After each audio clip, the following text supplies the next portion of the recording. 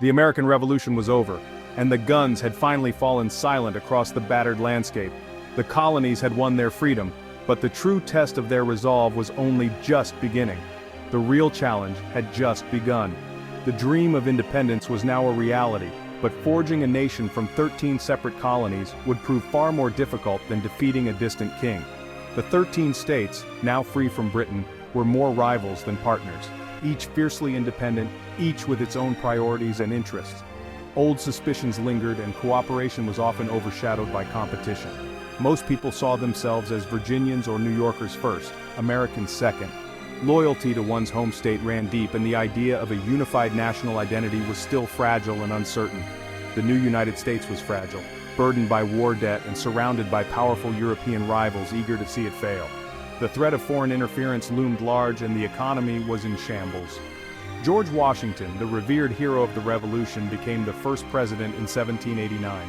His reputation for honesty and leadership gave hope to a nation desperate for stability. His task, unite a divided nation and build a government from scratch. There was no blueprint, no guidebook, only the hopes and fears of millions resting on his shoulders. Washington knew the world was watching, and that the fate of the American experiment rested on his shoulders. Every action he took would echo through history, shaping the future of democracy itself. The country was torn by passionate debates, arguments that threatened to tear the young nation apart before it could even find its footing. Should America be a strong industrial power or a loose union of independent farmers? The vision for the country's future was hotly contested, with each side convinced they knew what was best. Should it side with Britain or France? The world's great powers watched closely, hoping to sway the new nation to their cause, while Americans argued over which alliance would secure their future. Washington stood in the middle, striving to guide the nation through these storms. He listened, mediated, and tried to find common ground, knowing that every compromise was a step toward survival. Every decision he made set a precedent for future presidents. The weight of history pressed down on him, and he understood that his choices would shape the presidency for generations. He believed unity was essential. Without it, the sacrifices of the Revolution would be wasted. Washington urged Americans to look beyond their differences and remember the common cause that had brought them together. His presidency was a constant struggle to manage conflict and remind Americans of their shared destiny. He worked tirelessly to keep the fragile Union from unraveling, knowing that failure would mean the end of the American dream. The survival of the Republic depended on learning to compromise and put the nation above local interests. Only by working together, Washington believed, could Americans secure the blessings of liberty for themselves and future generations. Washington's cabinet was a battleground between two brilliant and fiercely ambitious rivals, Alexander Hamilton and Thomas Jefferson. Their debates were not just political, but deeply personal, and their opposing visions would set the course for the new nation. Hamilton, as Secretary of the Treasury, envisioned a powerful, industrial America with a strong central government at its core. He believed that only a robust federal authority could unite the states and ensure the country's survival and prosperity. He pushed for federal assumption of state debts, the creation of a national bank, and policies that would encourage manufacturing and commerce. Hamilton saw economic growth and national credit as the foundation of American greatness. Jefferson, Secretary of State, dreamed of a nation of independent farmers, living off the land and guided by local self-government. He deeply distrusted centralized power, fearing it would threaten individual liberty and the rights of the states. To Jefferson, Hamilton's financial plan seemed like a direct path to tyranny. He worried that a powerful elite would emerge, controlling the government and oppressing ordinary citizens.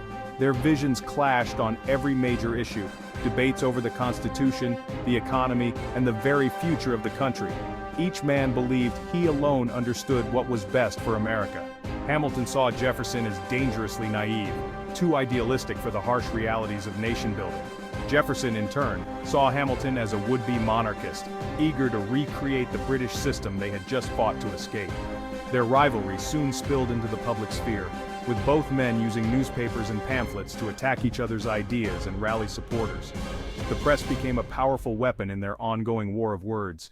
These battles weren't just personal, they shaped the first political divisions in American history, giving rise to the Federalists and the Democratic Republicans, the nation's earliest political parties. The entire nation watched as their feud defined the decade, setting the stage for the fierce political debates that would shape the United States for generations to come. As president, Washington became the reluctant referee between Hamilton and Jefferson. He valued both men's talents and tried to harness their opposing views for the nation's benefit. Washington often sought compromise, supporting Hamilton's financial plan, but agreeing to move the capital south to appease Jefferson and the southern states. He pleaded for civility, warning that their feuding threatened the republic. Despite his efforts, the divide proved too deep. Jefferson resigned in frustration, and Hamilton soon followed. Washington's attempt to govern with rivals bought the government time to stabilize. His leadership set the tone for future presidents, showing the importance and limits of compromise. The cabinet's discord foreshadowed the rise of political parties. Washington's balancing act couldn't prevent division, but it gave the new nation a crucial foundation. The struggle for unity was far from over. Washington feared the rise of factions, what we now call political parties. In his era, parties were seen as dangerous, putting self-interest above the common good. He tried to remain above the fray, appointing people for talent, not party loyalty. But the rift between Hamilton's Federalists and Jefferson's Democratic Republicans deepened. Newspapers fueled partisan passions, and loyalty to party began to overshadow loyalty to nation. Washington warned repeatedly against the spirit of party, believing it would lead to division and corruption. He saw parties as a threat to the republic's survival, not a sign of healthy debate. Despite his warnings, the forces driving partisanship were unstoppable. The seeds of America's two-party system were sown during his presidency. Washington's greatest fear was becoming reality. The rise of democratic-republican societies in the 1790s alarmed Washington. Inspired by the French Revolution, these clubs criticized the administration and championed popular democracy. Supporters saw them as a check on government power. Washington saw them as dangerous, stirring dissent outside constitutional channels. The conflict peaked during the Whiskey Rebellion, when farmers violently resisted a federal tax. Washington blamed the societies for inciting unrest and condemned them publicly. He believed organized opposition threatened the stability of the young republic. The episode revealed the growing tension between grassroots activism and federal authority. Washington's response set a precedent for how the government would handle dissent. The struggle over who truly represented the people had begun. Washington's presidency was also shaped by conflict on the western frontier. As settlers pushed into the Ohio Valley, clashes with Native American tribes intensified.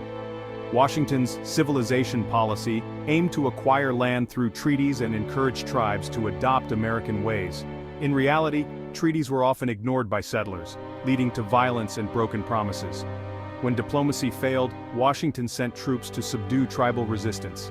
After early defeats, General Anthony Wayne's victory at Fallen Timbers forced tribes to cede vast lands in the Treaty of Greenville. Washington had hoped for peaceful coexistence, but expansion took priority. His policies set a pattern of broken treaties and loss of native land. The contradictions between American ideals and actions on the frontier became clear. Washington's legacy with native tribes remains deeply complicated. The Whiskey Rebellion tested the power of the new federal government. Hamilton's whiskey tax angered frontier farmers, who saw it as unfair and reminiscent of British oppression. Protests turned violent, with rebels attacking tax collectors and threatening secession. Washington saw this as a direct challenge to federal authority. He personally led a massive militia force to Pennsylvania, demonstrating the government's resolve. The rebellion collapsed without major bloodshed. Washington's response proved the federal government could enforce its laws. The message was clear: violent resistance would not be tolerated. The Constitution had created a government strong enough to survive its first real test. As his presidency ended, Washington offered his farewell address, a lasting message to the nation. He pleaded for unity, warning that political parties would divide and weaken the country. Washington urged Americans to put national identity above regional or party loyalties. He also cautioned against entangling alliances, advocating for independence in foreign affairs. His advice on neutrality shaped American policy for generations. The farewell address was a sober warning and a roadmap for the young republic. Washington understood the dangers ahead: division, regionalism, foreign entanglements. His words were a final gift, a call for unity, stability, and independence. The challenges of self-government, he knew, would never end. His message remains timeless. Washington's greatest achievement was holding the fragile new nation together during its most vulnerable and uncertain years. At a time when the very idea of a United States seemed almost impossible, he provided the steady leadership and vision that kept the country from fracturing apart. He balanced fierce rivalries among his closest advisors, established the presidency as a respected and powerful office, and proved to the world that a republic could survive and thrive without a king or monarch. His calm presence and careful decisions set the tone for all who would follow. Yet even Washington could not prevent the rise of political parties or resolve the deep and growing divisions over the role of government, the economy, and the future direction of the nation. The seeds of partisanship were sown early, and debates raged in newspapers, pamphlets, and public meetings. By the time he left office, the two-party system was firmly entrenched, shaping American politics for generations to come and making unity even more challenging. His policies toward native tribes set a tragic precedent, one marked by broken treaties, forced removal, and a legacy of mistrust that would echo through centuries. The promise of liberty was not extended to all.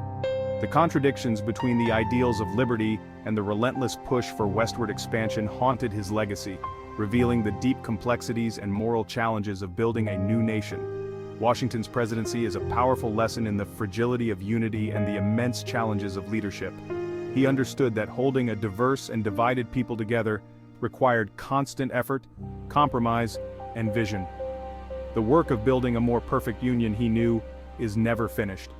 Each generation must confront its own struggles and strive to live up to the nation's founding ideals.